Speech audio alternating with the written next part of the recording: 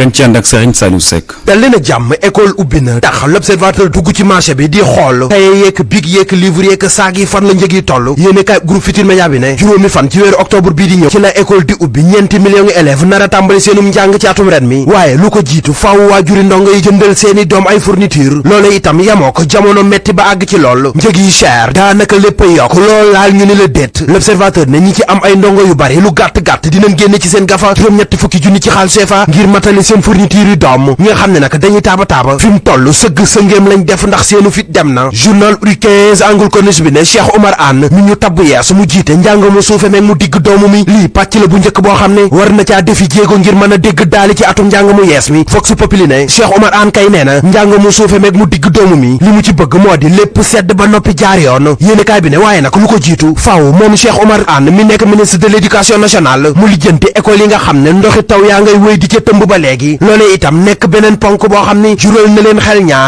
ñaar ak toog ci donkaasi gi munta ànd tribune yéenekaay ne banque mondiale li nu gisal réew mi moo di ëllëg gu lëndëm ci wàllu dund gi ndax njëg yi cher nan te njaboot yi ñoo ngi ci ay jafe-jafe lii quotidien mel ni ko naan ab xiif ak bekkoor moom mënta am ci réewum Sénégal ndax am nañu pétrole ak gaz waral ba àdduna ci boppam ñoo nu teg bët indien yi itam ci ñi nu teg bët lañ bokk grand place ne ñoom moom du saf ne ñoom moom feeraay bi ci réew mi ndax nag journal bi nee na nu leen neex lañ koy jëfandikoo di ko jël di ko soppi ba mën koo yóbbu bitim réew mi fi la Casamance nekk le soleil national ne lu jege ñaari millions mètres carrés ca Casamance te mu amoon ndell noppi nan ngir dindi ko fa delloowaat yooyu la dëkkuwaay askan wa fa yeewoo nekk xibaar boo xam ne Ansou Sané mi directeur général ANRAC moo ko wax ji lëmbe réew mi barki démb ak léegi moo di mbiri amnistie Karim Meïssa Wade ak Khalifa Babacar Sall te njiitu réew mi di président Macky Sall waxoon ko ci conseil des ministres bi ñu weesu lii tax journal Source A xëy dalal ci maître Assane Dioma Ndiaye mu leen koy càmbaral enquête yéenekaay moom def ci enquête ba gis ne amnistie Karim Meïssa Wade ak Khalifa Babacar Sall yëngalaat na géew bi rawatina ñi nga xam ne si ñi ngi am lan teg wàllum yoon ñu boole ca Barthélémy Diaz ak Ousmane Sonko Walf Quotidien ne moom Ousmane Sonko ak Aminata Touré seenu bokk ci élection présidentielle yu atum 2024 leeragul yéenekaay bi boole ci samp laaj ne loxo président Macky Sall du ca génn journal L'Info ne élection présidentielle yu atum 2024 yi kay bu pënd bi wuree yuuxu dina jib fu ñu ko foogewul ndax nag président Macky Sall mi xëy nara amnistie Karim Meïssa Wade ak Khalifa Babacar Sall kenn xamagul lan la ca mébét ak lii mu def lan lay wundu Le Quotidien mel ni ko naan amnistie kay ku nu ko def xamal ne lijjanti problème politique moo ko tax a jóg journal bi boole ci di fàttali loi d'amnistie fi jot a jaar ca président Léopold Sédar Senghor jaar ci président Abdoulaye Wade ba ci président Macky Sall journal Bës Bi Le Jour moom xëy def ci pàttali gu yaatu ba ci Khalifa Babacar Sall mi attaqué woon ca kanamu conseil constitutionnel loi Ibrahima Isidore ñu koy wax loi Ezzan nekkoon loi bu fesoon ca faatuk maître Babacar Seye waaye itam lettre bi président Léopold Sédar Senghor bindoon Amadou Cissé Dia xalaatu rado ak forum du justiciable ci mbiri amnistie le vrai journal ne li ñu bëgg amnistie Khalifa Babacar Sall ak Karim Meïssa Wade fii ak élection présidentielle yu atum 2024 faaw ku jéggi booloo wala ñu tasaaroo ba faaw li nar a tasaaroo ci réew mi fan yi ñu jëm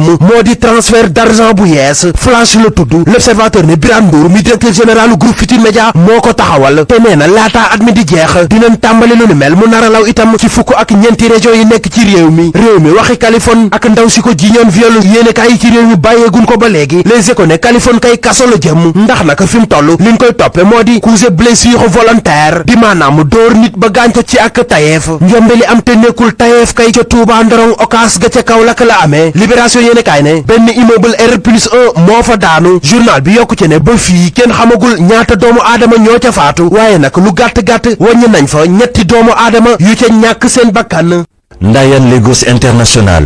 NCA Assurance, TDS